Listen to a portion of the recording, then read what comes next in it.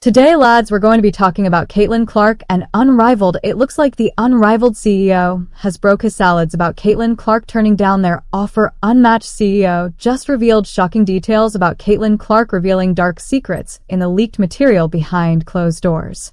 The story will not be covered by sports networks. Deals worth billions of dollars are falling apart, and players are abandoning ships despite the disarray in the women's basketball scene. There is more. Every basketball fan will be shocked by the truth that is lurking beneath the surface.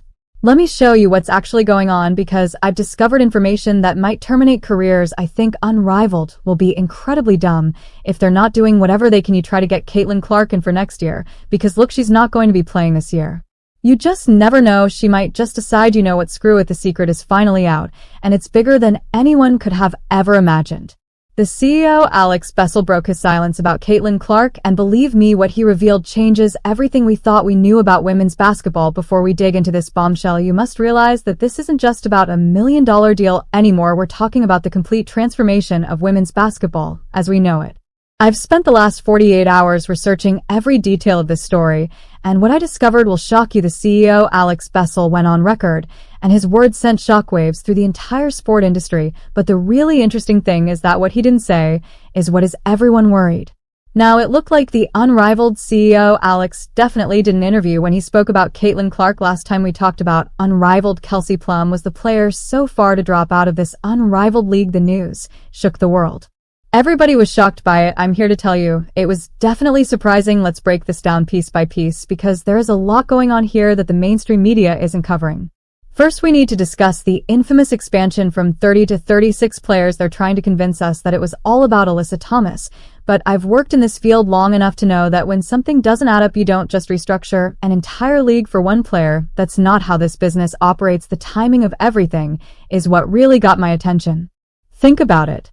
When Kelsey Plum makes that shocking announcement about leaving the league, suddenly expands. I have sources inside the organization who tell me that this was a last-ditch effort to preserve face. The league was depending on these big names to attract fans, secure sponsorships, and legitimize their entire operation. So now they're frantically. Kelsey is definitely trying to save face, because he's letting it be known, you know, they did everything they had to do to possibly persuade Kayla to come. They did everything they did, you know, to get her to come to this league. But unfortunately, like we ultimately know, Kayla Clarkine released a post to ESPN stating that she will not be taking part in the Unrivaled this year. Let me give you an inside look at what's actually going on here. The $1 million offer made to Caitlin Clark wasn't just about getting her to play. It was also about her survival. The league had already begun taking action based on the presumption that she would be present, and we're talking about enormous marketing campaign, sales of merchandise, television commercials that all focused on Caitlin Clark as the face of Unrivaled.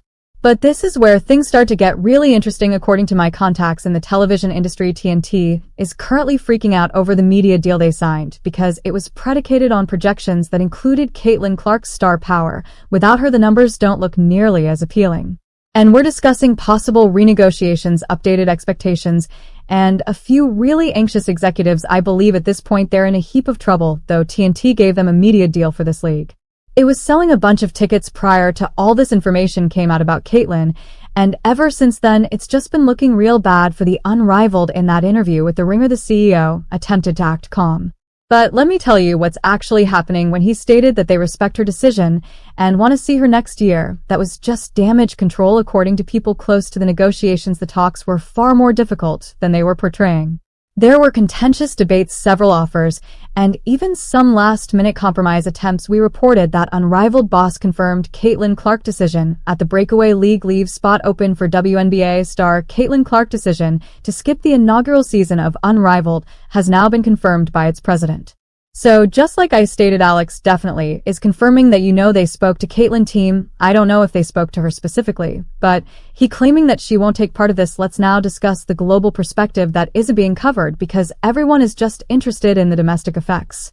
Although this tale has several facets, international markets are keeping a close eye on this issue. I've heard rumors that European teams are planning sizable bids for WNBA players, seeing this as their opportunity to jump in while the market is still uncontested. The league had secured partnerships, sponsorships, and investments based on their projected roster. Now all of those deals are being reevaluated. I've seen some of the numbers, and trust me, they're not pretty. What's even more worrisome is the impact this is having on other players. The financial ramifications of this situation are staggering. Agents are telling me that their clients are becoming anxious after witnessing what transpired with Clark, Plum, and Wilson, and they're beginning to doubt their own commitments, which might result in a large. It's especially intriguing that no one is ready for the WNBA viewpoint. The Indiana Fever believed they had struck gold with Caitlin Clark, but now they find themselves embroiled in a power struggle. Serious league-level discussions are taking place regarding how to handle this situation. Should they establish their own off-season league or collaborate with already existing organizations? Executives up at night. Let's go back to that interview with Alex Bezel, because there's a lot more to discuss. When he attempted to justify the expansion as being about Alyssa Thomas, he conveniently omitted some important details. The league had been organizing promotional events, photo shoots, and media appearances that were all focused on players who wouldn't even be there. The player safety aspect of this whole situation is something we need to discuss, because one of the primary selling points of Unrivaled was preventing players from having to travel abroad.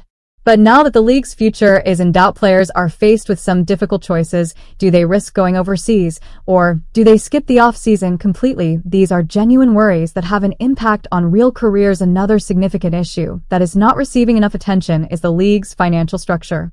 I've seen documents that demonstrated how much Unrivaled was depending on star power to propel their business model. Without these players, the league's entire economic foundation is at best precarious. What's happening now is a last-ditch effort to preserve what remains of their original vision. They're attempting to fill these roster spots with other players, but the damage may already be done. The prestige, the excitement, the momentum, all of it is taking a huge toll. What keeps me up at night are the long-term effects on women's basketball. Thanks you so much.